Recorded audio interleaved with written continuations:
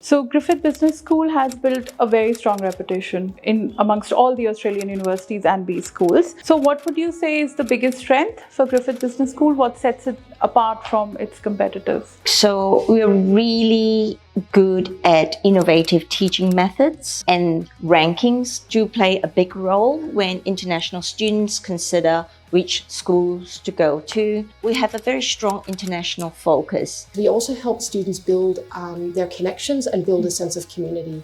Right. And we support students to connect to the academics who are teaching them. We want to make sure that they have that sense of connection. But we also support students to connect with each other and to also connect with the community. The idea is that most of our students would be ready for employment at the end of their courses. So there is some theoretical courses, often earlier on, which underpins then the actual practice. Hi everyone, welcome to AECC Thoughtcast.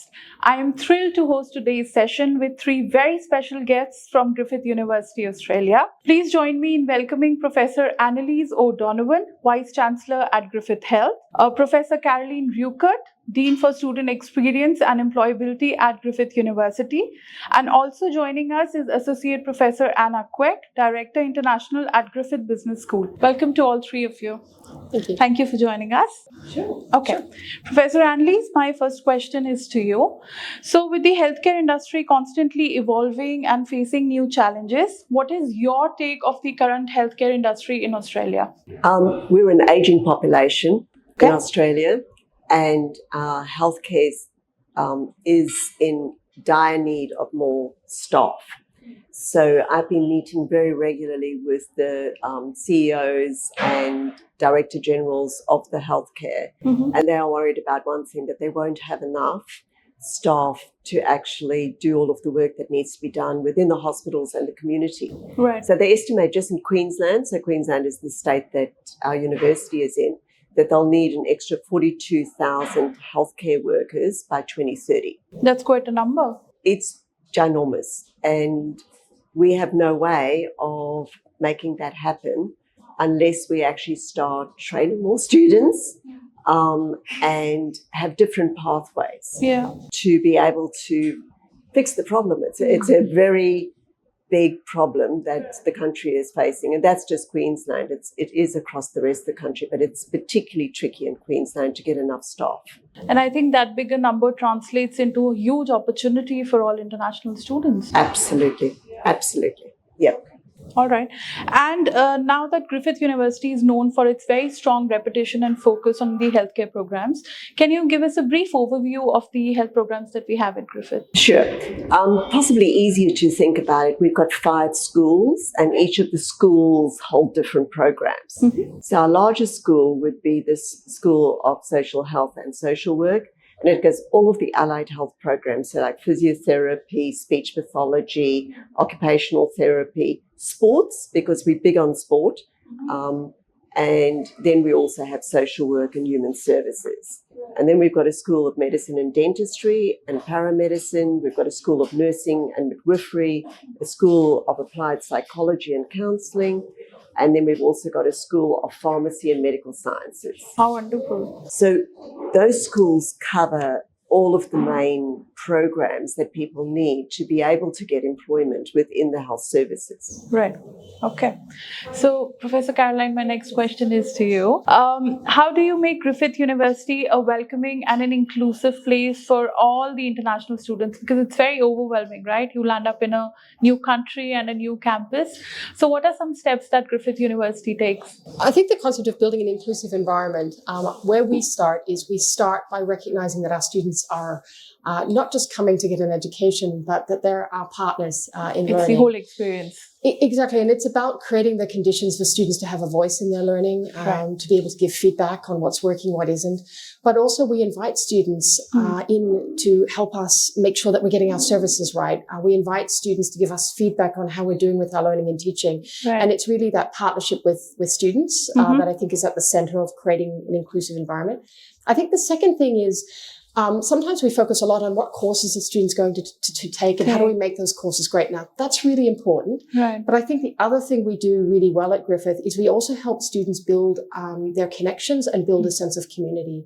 Right. And we support students to connect to the academics who are teaching them. We want to make sure that they have that sense of connection. But we also support students to connect with each other and to also connect with the community. And one of the strongest ways to develop a sense of belonging is when you feel that who you are is valued, and you can also connect with others who might share your values, also who teach you new things. Absolutely. And I think the third thing we try to do around inclusive environment is we need to make sure that when a student walks into the classroom and they're learning new things, that they can see themselves represented in the curriculum. And so one of the things is building that inclusion into everything from the case studies to how do we support peer-to-peer learning in the classroom. So again, inclusion isn't something that just happens by accident. It has to happen by design. And again, seeing the students as a partner, making sure our curriculum is inclusive, and also being really intentional about supporting students to build their connections and their networks. It's that combination that often leads to that sense of belonging. So much to empower them, right? Yes. Wonderful. Yeah. So, Professor Caroline, what are some of the tips and tricks that you feel students should have that can boost their employability and their career choices? Well, probably the first piece of advice I would give, which isn't really a trick, but more that they need to be thinking about employability from day one. Okay. It's not something to think about at the end of your degree. It's the thing to think about that should inform the choice of where you study, what you study. Yeah. So that's the first thing. Employability has to be front of mind. So that has to be there subconsciously all the time. Yeah. I think the second bit is making sure that one of the best ways to build your employability is to access meaningful work experiences. And at Griffith University... Do you mean internships?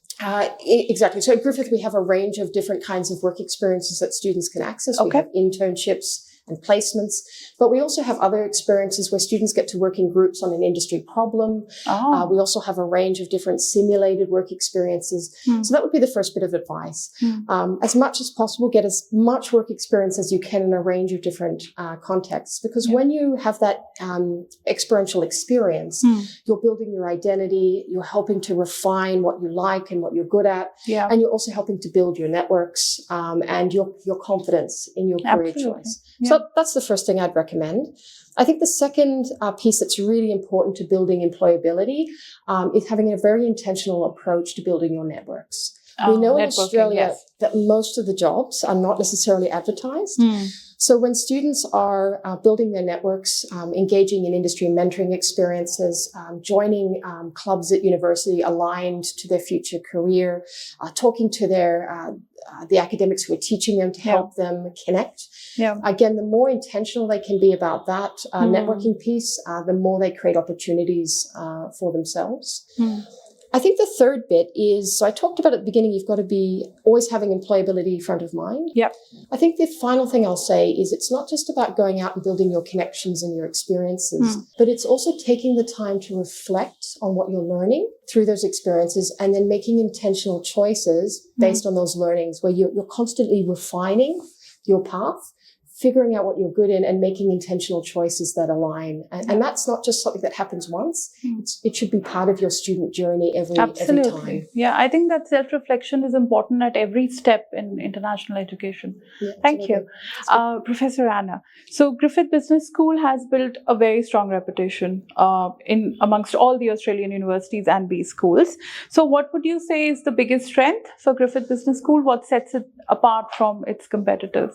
Right. So we're really good at innovative teaching methods. Okay.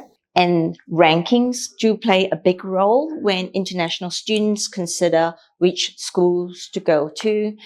And we have a very strong international focus. So when we talk about rankings, in particular, Griffith Business School has recently gained accreditation with ACWIS. So we now have AACSB. We also have ACWIS accreditation, and that makes us the top 1% of business schools in the world. So when a student comes to us, they know that they are receiving top quality education, value for money. That's accredited all over. In terms of teaching, innovative teaching, I think one of our greatest strengths is in experiential learning. So we not only teach students, theories and concepts, but we actually make students practice them. So, for example, in programs like our tourism, which is ranked number 1 in Australia and number 5 in the world, we have study tours. So we not only teach them in the classroom, but we actually take them out of the classroom to really learn the trades, the tricks of the trade. So we've got cruise ship courses. We've got European tour cruises. So these are just exposure is provided for all these courses as well? Yes. Wonderful. And also, we also provide co-curricular programs like the Business Plus program, which gives students lots of opportunity for social networking, teaching them basic skills on how to get themselves prepared for an interview, learns, basic things of how to find a good job or prepare themselves. We've also got the Griffith Tax Clinic, where students who are taking courses in finance, taxation, or accounting actually would go provide taxation advice to the local community, obviously guided by someone professional or fully qualified. We've also got the trading room. We have a course called Student Investment Funds, where students who are in those commerce majors can participate in one of those courses. It's a real life training. So students learn how to invest in sustainable stocks, right? So they do exactly what a trade broker would do. They would do their research, they would analyze the data, and they will write a report. And we started the fund with 250,000 Australian. That fund is now over 500,000. So part of the money that we've made through the years actually goes to support students in need in the form of scholarships. Wow. That's such a beautiful insight for all our future finance experts out there. Wonderful. So back to you, Professor. I've always believed that teaching plays a huge part in how a student interacts with a particular subject. So what are some steps that at Griffith Health that are taken to make sure that the subjects students are studying are interactive and engaging? Because the idea is that most of our students would be ready for employment at the end of their courses. So there is some theoretical courses, often earlier on, which underpins then the actual practice. So in the health group, all of our students would be doing huge amounts of hours actually in practice of the area of their speciality. So for example, if they're a nurse, from their first year, they're already in hospitals, aged care settings, etc.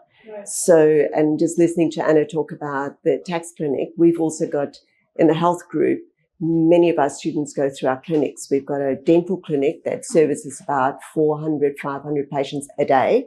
Wow. So it's huge. So we do that service for Queensland Health. We've got psychology clinics. We've got a midwifery clinic. We've got social work, physiotherapy, you name it. So our students, for their first lot of experiences of getting ready, would actually do it within the pretty safe confines of the university where there's a lot of supervision and focus.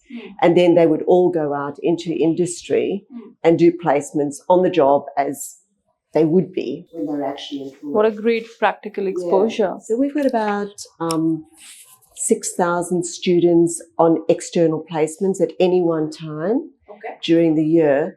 And combined, they do about 1.6 million hours of actual practice.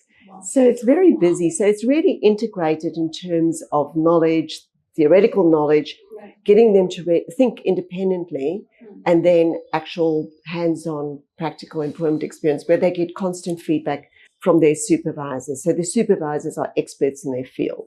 So you'd be supervised by a medico or a dentist or a psychologist, you name it, for doing your placements. So it's that integrated education. It's never boring because you're actually doing something that you know that you want to spend your future doing. It's as you were saying, in terms of think about your employment before. Yeah. Fortunately, in health, when people come into health, they probably already decided what they want to be when they finish their training.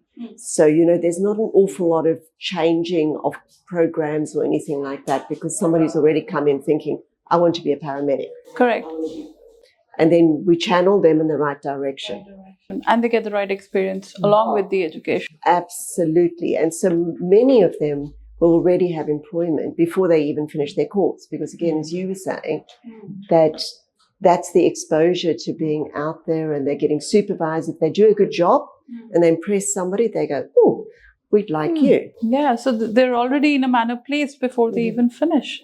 How wonderful. Yeah. So, Professor Caroline, what is Griffith University doing to help students be a part of the future job market? One of the things we've done over the last couple of years is employability is now core to the Griffith student experience in a really fundamental way. So there's a few things I think that we're doing that's different, and I'm really excited about. Okay. The first thing is, one of the things that we've recognized for a long time is that every international student comes to Griffith with a different context, a different history, a different set of experiences. Absolutely.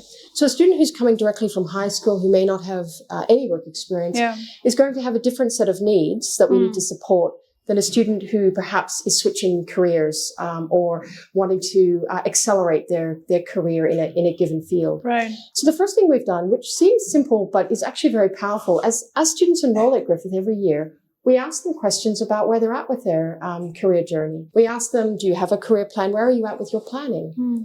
We ask them questions about what kind of work experience they have.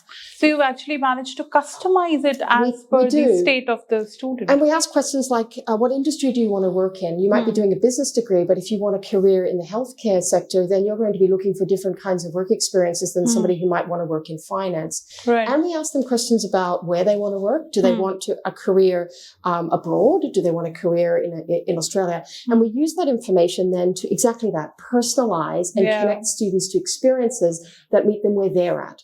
So that's the first thing. And I think that's really powerful because a lot of Australian universities, the only data that we have available often has been the graduate outcomes data, which is data that they give us after they graduate. So having that real-time data, incredibly powerful. The second thing that we've done is every student now at Griffith has access as a core part of their degree in undergraduate to work integrated learning experiences. Okay. And every postgraduate also has access to work integrated learning. And they have access to a range of different work experiences. So again, that's core to every degree now at Griffith. And that then links into the other piece that we do. Instead of having students have to go to a service or have to go elsewhere, what we do is we also embed career support into the degree. So we build it into the classroom. So we don't ask students, you can go here to get resume support. We actually build that into the classroom. We build into the classroom support around networking. We build, so we're not just doing the work experience, we're wrapping everything around that the student needs. So that's the third thing. And the other thing that we do, Two other things that I think are really important is we have one of the most mature mentoring ecosystems in Australia. And so students have access to industry mentors, they have access to peer mentoring, they have access to mentoring through clubs and associations. So they have a rich network that they can access through Griffith. To reach out, And then we're one of the few universities in Australia that also has a dedicated job placement team. Okay. So other universities will have career services, but we offer students dedicated support to find a casual part-time job, but we also support them in the transition to graduate employment. And so we have a team that will help them not just prepare their resume, but also connect them and help them with the recruitment around graduate jobs. And again, it's that combination of factors, having a lot built into the degree, but also then having this incredibly rich ecosystem of support. It's that combination that I think is really giving us hopefully an edge. I also think one of the more powerful things is that Griffith University probably has realized that one fix is not for all students. No. So you got to customize it and personalize it at whatever state they are. And we care about the student experience in a really deep way. And you can see that everywhere in Griffith. And so we don't just have one strategy, we have a whole culture that we build around Yeah. it. Wonderful. Okay. So the next one is, how do you see the demand for business professionals in Queensland across Australia? Do you want it to be that one? Maybe we ask what might be some of the business opportunities. In Queensland or all over Australia? Australia as a whole. Maybe what are some of the opportunities that Business opportunities, best business opportunities in Australia as a whole. Okay. Professor Anna, what are some of the best business opportunities for Australia as a whole right now? I think Australia presents a lot of exciting opportunities in the next 10 years. And that is driven by global trends, innovative technologies, as well as shifting consumer behavior. So in terms of, technology, we are seeing a lot of AI and automation. And that also we are seeing a lot of fraud and scams and stuff like that, and how AI can actually help or not help or make the situation even worse. And in that particular scenario, we see like Griffith in particular, we have collaborated with banks like Commonwealth Bank Australia, and we have come up with a new program, financial crime investigation and compliance. Yes, and we do actually have we train a lot of Commonwealth Bank staff here in India, so that we can better fight, financial crimes and fraud here in Australia. So there's a lot of opportunities in terms of AI and automation. We're also looking at a lot of shifting consumer behavior after COVID, how people shop, how people buy things, purchase. They've all changed. So we have the data, we have the skill to analyze those data to better understand consumer needs. Okay. In business. Where we are based in Australia, our geographic location means that we actually can focus on international trade. We can focus on regional partnerships. And so that actually in itself presents a lot of opportunities for Australia, and particularly for international students coming to Australia, that actually means lots of jobs. Wonderful. Okay, so Professor Annelies, what makes Griffith University stand out from other competitors in terms of the healthcare programs that are offered? Oh, that's a very good question. I think building on what Carolyn has said, that as a university, our values are very much focused on making things matter and helping people to be the best that they can be. Okay. And of course, the health profession in itself is all about that. It's helping other people to get better if they're really sick, or helping them to be even stronger than they are now, like elite athletes. Yeah. So we're number one in Australia for elite athletes. We're also number one in nursing and midwifery, number two in dentistry and oral health. And so it's that mindset that Griffith has got for its values that comes through in all of the training that we do. So our students, we select them as well for people who actually care about other people, that this is not just about going, doing the most prestigious course or whatever. Yes, you have to still have exactly great grades and all the rest of it, but we're also looking for people who are authentic and genuinely care about the health of others. Right. And so I think that is something that really stands out. So we often do interviews with folks to make sure that they have the right characteristics.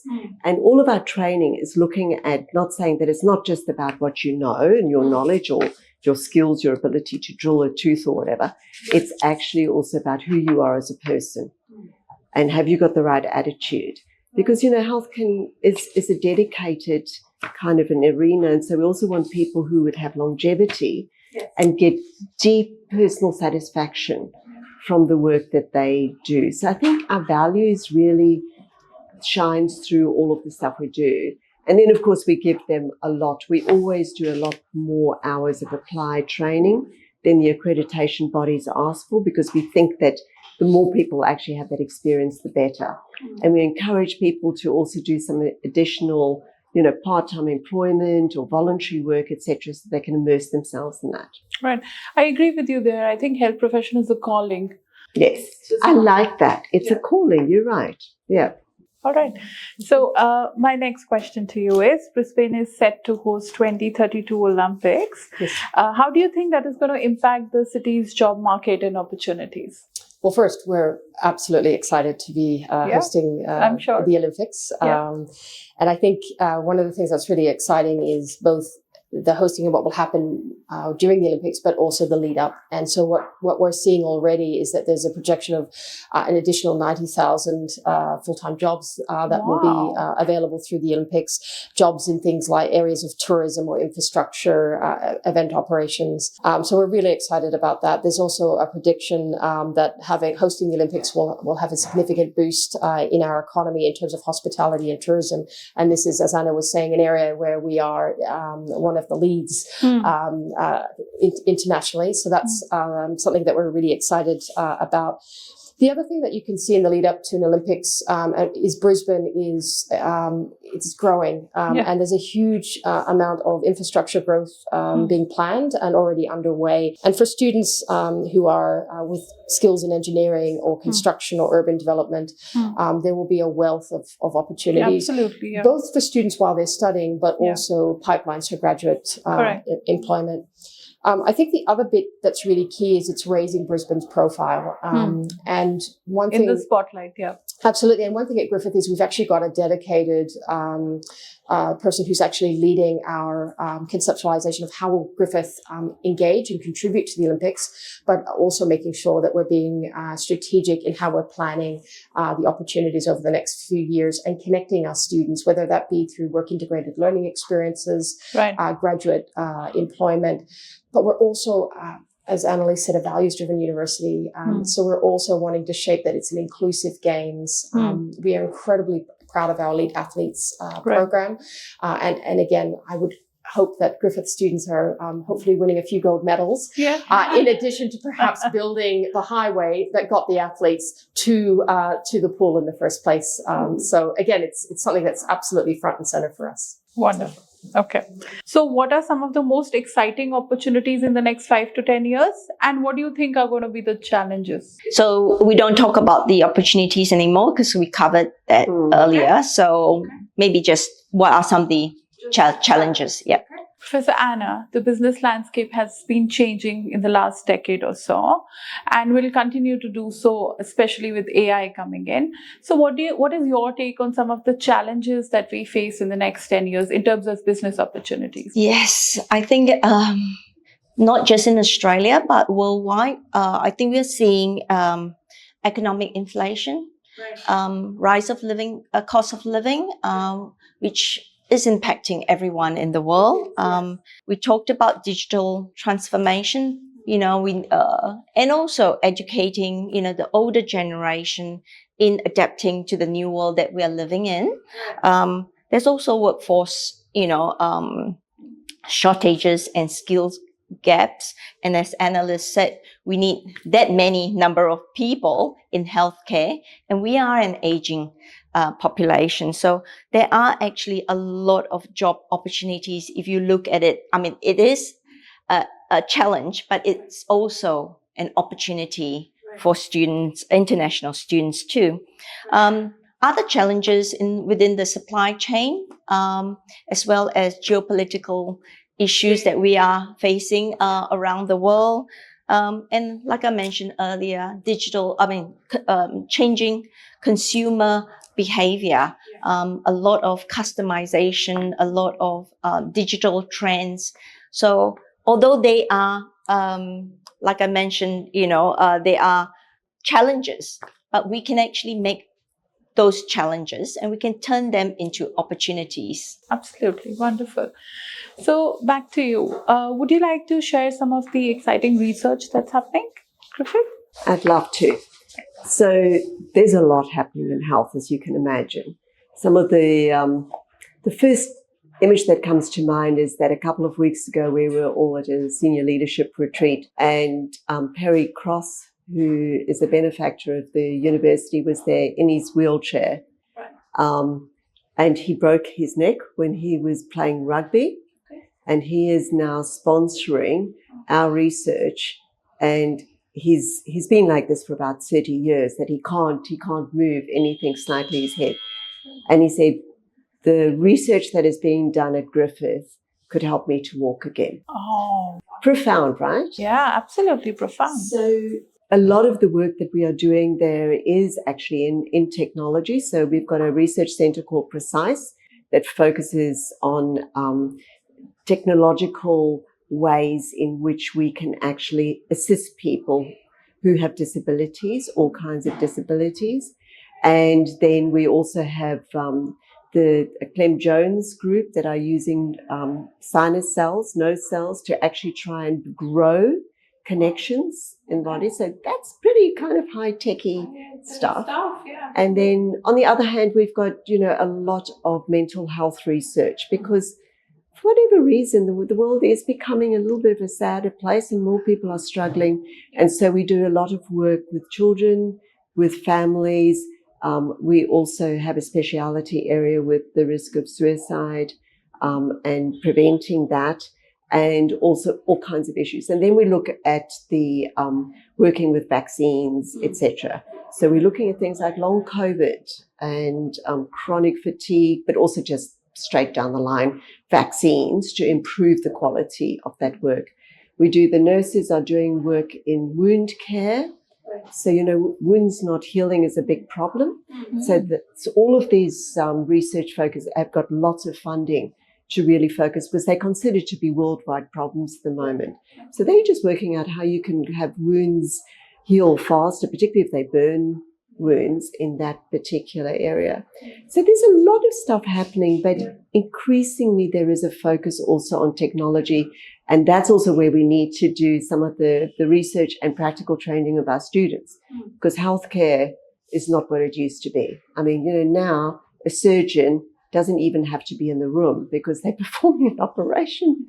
It's amazing. It blows my mind when I think about how it changes. So we have to make sure that our students are up to date and our researchers are looking at that work to help us inform what our students need to do. That is absolutely great. Thank you for sharing that. Guys, I hope you were there for the full episode, because we had such wonderful insights shared for the business world in Australia, for health sector, as well as the opportunities in Australia. If you liked today's episode, please like, share it with your friends, and subscribe the channel for other such podcasts.